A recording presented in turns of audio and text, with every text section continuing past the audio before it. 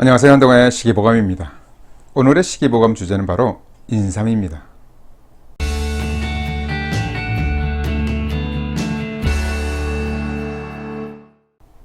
인삼은 보약에 속하는 약초이면서도 비교적 쉽게 구할 수 있습니다.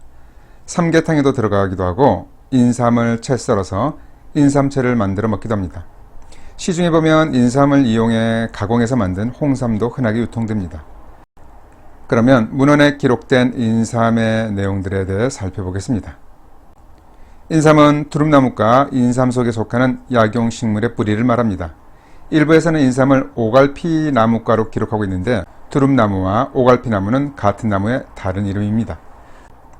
인삼은 원래 산에서 나는 산삼을 말합니다. 아주 먼 옛날부터 산삼도 인삼이라고 불렀는데요. 그래서 인삼을 재배하기 이전에 쓰여진 서적에 인삼의 효능은 모두 산삼의 효능을 말한 것입니다. 따라서 문헌상으로 보면 산삼의 효능과 재배 인삼의 효능을 구분하지 않고 있습니다. 노파심에 요즘 유통되는 천종 산삼은 단지 귀할 뿐으로 효능은 과장됨이 있습니다. 인삼은 사람이 인공적으로 심고 재배해서 붙여진 이름이 아니라 사람의 형태를 띠고 있기 때문입니다. 문헌에도 인삼의 이름에 사람 인자가 들어간 것은 모양이 사람의 형태를 띠고 있기 때문이다 라고 했습니다. 게다가 사람을 닮은 인삼이 효과가 좋다라고 했습니다. 그러나 정확하게 말하면 인삼의 효능은 모양과는 전혀 관련이 없습니다. 인삼은 성질이 따뜻하고 맛은 달고 쓰며 독이 없습니다. 하지만 일부 서적에는 인삼의 기운이 차다고 하기도 했습니다. 신농 본초경과 본초경목에는 인삼의 기운을 약간 차다라고 했고 명의별록과 통일보감에는 약간 따뜻하다라고 했습니다. 그런데 인삼의 약성은 따뜻하다고 보는 것이 맞습니다. 같은 오갈피 나무과인 오가피도 약성이 따뜻합니다. 인삼은 특히 폐기를 강화시켜 기운이 나게 합니다. 비이론에서는 인삼은 맛이 달고 성질이 따뜻하여 폐 속의 온기를 보여줄 수 있다. 폐기가 왕성하면 나머지 장의 기도 모두 왕성해지고 정이 저절로 생성되며 형은 저절로 무성해지는데 폐가 여러 기를 주관하기 때문이다라고 했습니다. 인삼은 정신을 맑게 합니다. 동의보감에는 정신과 혼백을 안정시키고 경계를 먹게 하며 심을 열어 지혜롭게 하고 건망을 없앤다라고 했습니다. 이것을 보면 인삼은 육체적인 측면에서 강화시키고 정신적인 측면에서는 진정시키는 효과가 있다는 것을 알 수 있습니다. 그렇다면 인삼은 어떻게 섭취했을까요? 인삼은 단독으로 사용하기도 했고 다른 약재와 함께 사용하기도 했습니다. 먼저 인삼만을 진하게 달여서 독삼탕이나 인삼고를 만들어 먹었습니다. 동의보감에는 인삼 한 근을 달여서 고를 만들어 복용한다고 했는데 온기가 허하여 정신이 부족하고 말이 이어지지 않는 것을 치료한다. 폐허로 숨이 짧거나 급하거나 기침을 하거나 숨이 찰 때 주로 쓴다. 폐화가 있을 때 천문동과 함께 쓰면 아주 묘한 효과가 있다 라고 했습니다. 저에게는 독삼탕의 에피소드가 있습니다. 저는 어렸을 때 몸이 마르고 약했는데요. 어머니는 방학 때마다 독삼탕을 자주 해주셨습니다.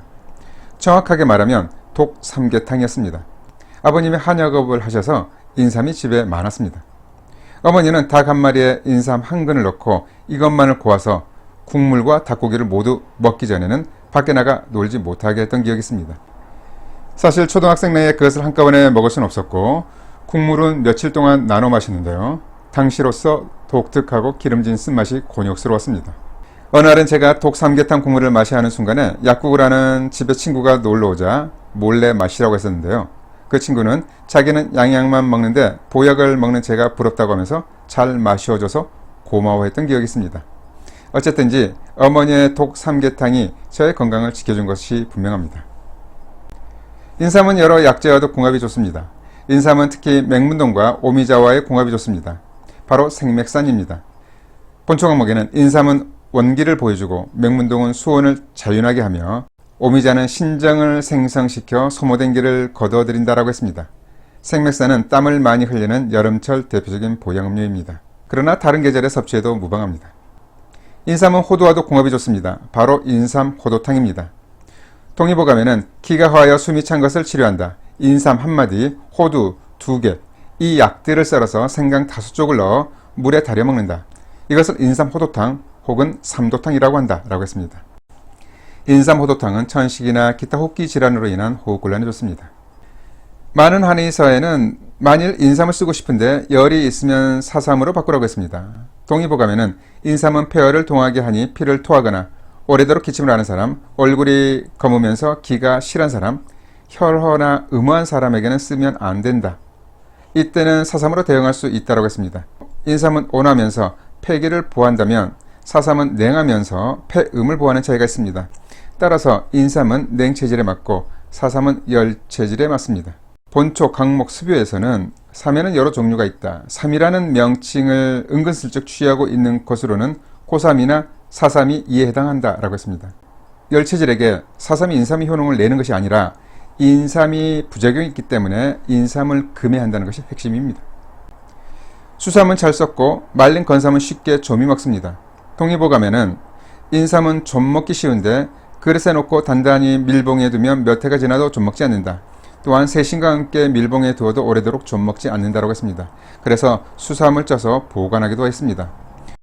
고려 도경에는 생삼과 숙삼 두 가지가 있는데 생삼은 빛이 희고 허하여 약에 넣으면 그 맛이 온전하나 여름을 지나면 좀이 먹음으로 쪄서 익혀 오래 둘 수 있는 것만 못하다. 예로부터 전하기를 그 모양이 평평한 것은 고려 사람이 돌로 이를 눌러 즙을 짜내고 먹고 삶기 때문이라고 하였지만 이제 물으니 그것이 아니다. 찐 삼의 뿌리를 폭에서 만들기 때문에 그렇게 된 것이고 그 다리는 데에도 마땅히 법이 있다고 했습니다. 이것을 보면 홍삼의 온족격인 숙삼은 고려시대 때부터 만들어졌다는 것을 알 수 있습니다. 숙삼은 보관을 용이하게 하는 측면도 있었지만 약효도 달랐습니다. 본초 강목에는 토가 허하고 화가 왕성한 병이라면 생삼을 써야 한다. 피가 허하고 폐가 약한 병에는 익힌 삼을 써야 한다고 했습니다. 이것을 보면 생인삼보다 숙삼의 기운이 더 따뜻하고 보하는 작용이 강하다고 볼 수 있습니다. 여기서 생인삼은 수삼을 말린 것입니다. 보통 옛날에는 밥 짓는 솥에 놓고 찐 다음 햇볕에 말렸고 이것 또한 자기로 만든 병에 넣어 보관했습니다. 옛날에는 가짜 인삼도 많았습니다. 조선 후기의 해동 역사에는 조선의 인삼 가운데 가짜는 모두 사삼, 제니, 길경의 뿌리로 인삼을 만든다. 근래에는 인삼의 즙을 먼저 짜내어서 자신이 마시고 햇볕에 말려 다시 팔아먹는다. 그것을 일러 위삼이라고 하는데 약재로 쓸 수가 없다고 했습니다. 인삼도 과용하면 안 됩니다. 본초 강목에는 세상 사람들이 잘못 알고 인삼과 황기를 자주 복용하여 보해 주려 하지만 죽는 자가 많다라고 했습니다. 기운이 난다고 해서 함부로 복용하면 안 된다는 것입니다. 특히 몸이 건조하면서 마른 열체질, 습열이 많은 비만 체질은 맞지 않습니다. 인삼은 또한 감기나 발열에는 사용하면 안 됩니다. 본초 정화에는 상한이 시작될 때 병의 모양새와 증상이 아직 확실치 않고 외부의 사기로 인해 생긴 열이 심해지려고 할 때 잘못 쓰면 해로울 수 있다고 했습니다. 그렇다면 감기 증상이 있을 때는 복용 중인 홍삼도 중지해야 합니다. 다시 한번 강조하지만 열체질이나 열증에는 인삼이나 홍삼을 사용하지 말아야 합니다. 인삼은 흔하게 구할 수 있는 만큼 적응증을 명확하게 해야 합니다. 몸을 보호한다고 해서 무작정 섭취해서는 안 됩니다.